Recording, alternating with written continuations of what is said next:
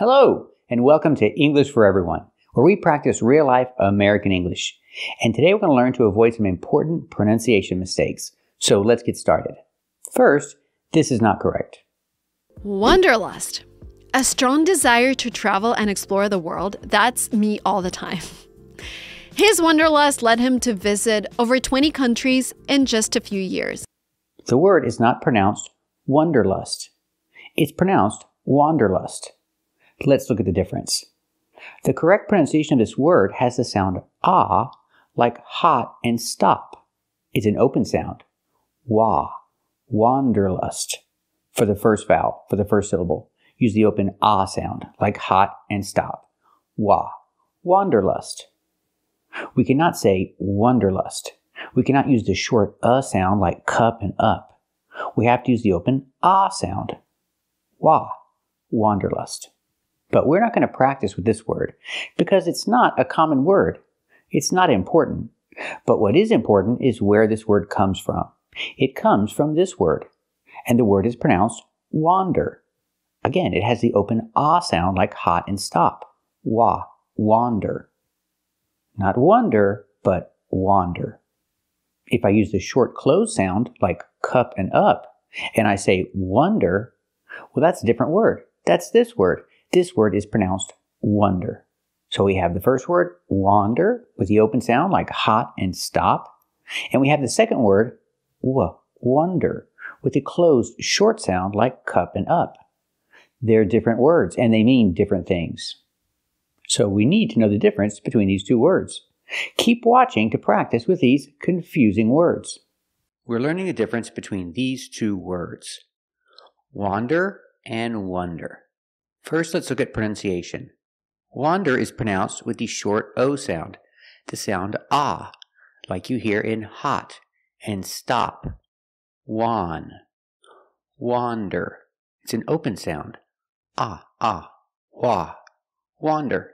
And wonder is pronounced with the short U, the sound like cup and up.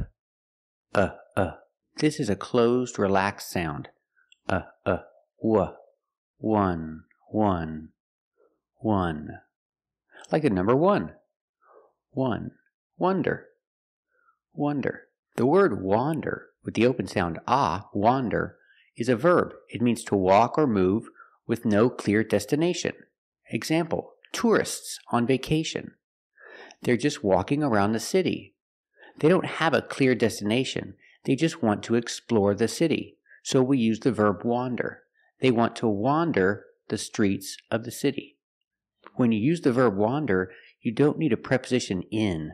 Not wander in the streets or wander on the streets. You just say wander the streets. The tourists want to wander the streets of the city. They want to explore. Let's practice. What do the tourists want to do? Do they want to wander the streets of the city? That's right. They want to wander the streets of the city. Wander with the open sound. Ah, wander. Now let's talk about wonder with the closed sound. Wonder. We have two meanings for wonder. One is a fascinating thing.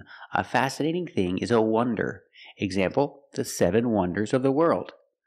1 wonder, 2 wonders. It's a countable noun. There are 7 wonders of the world. I have not seen any of them. What about you? Have you seen any of the 7 wonders of the world? Very good. And wonder, with the short sound wonder, is also a verb. It's an action. It means to ask yourself a question, to think to yourself about a question. Example, I wonder what time it is. I don't know what time it is, so I wonder. I think to myself. I ask myself a question. When you use wonder, you're not asking a direct question, and for that reason, we do not use a question structure. I cannot say, I wonder what time is it. What time is it is a direct question. I invert it to the positive and I say, I wonder what time it is, using a positive structure. I wonder what time it is. Remember, pronunciation. It is. Change the T to a fast D. It is. It is. I wonder what time it is. Or I can use a question word like where or what. I wonder where my kids are. Positive structure, my kids are. I wonder where my kids are. I don't know. I wonder what they're doing. I wonder what my kids are doing. I don't know. I'm asking myself the question. I wonder. So examples, I wonder what time it is. I wonder where my kids are. I wonder what my kids are doing. What about you? What do you wonder? Very good. So remember the pronunciation difference. Wander with the open sound, ah, wah, wander, and wonder with the closed sound, wonder.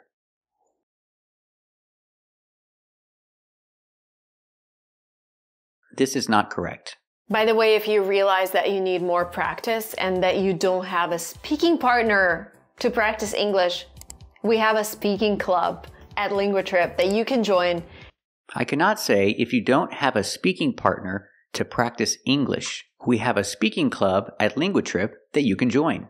Why not? We need a preposition. We need with. We have to put with at the end of the first clause. If you don't have a speaking partner to practice English with, we have to use the preposition. You cannot say if you don't have a speaking partner to practice English. We have to use with. So it's correct to say, if you don't have a speaking partner to practice English with, we have a speaking club at LinguaTrip that you can join. Example, he doesn't have anyone to dance with. See, I have to use the preposition. He doesn't have anyone to dance with. I cannot say he doesn't have anyone to dance. I have to use the preposition with at the end. He doesn't have anyone to dance with. He's all alone. Let's practice. Does he have anyone to dance with?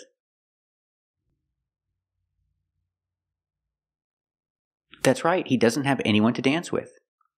Example, he has someone to practice English with. Let's practice. Does he have someone to practice English with? That's right, he has someone to practice English with. What about you? Do you have someone to practice English with? Very good. This is also not correct. Try that. Really helps you because we only live one life. I cannot say try that. Really helps you. These are two separate sentences. Try that is one sentence. Really helps you is another sentence. For my second sentence, I need a subject. I need the pronoun it. It really helps you. We hear the pronunciation it. Use a stop T. Not it, but it. Stop the air. It really helps you. So together, try that. It really helps you. Example, try practicing every day. It really helps you. Let's practice. Try practicing English every day. Does it really help you?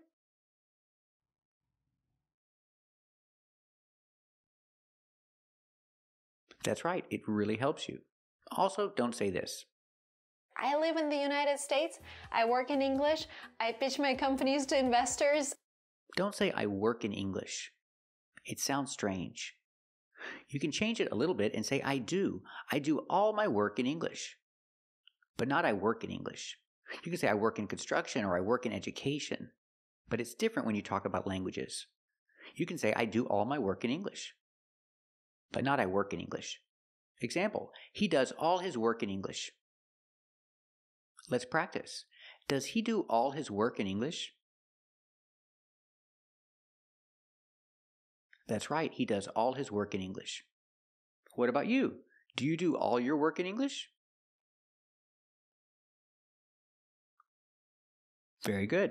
But the most common way to say it is, I speak English at work. I speak English at work, and he speaks English at work. Let's practice. Does he speak English at work? That's right, he speaks English at work. What about you? Do you speak English at work? Very good. Thank you for watching. And if you like this video, subscribe to our channel. And if you want to become a member, click the join button. And we'll see you next time.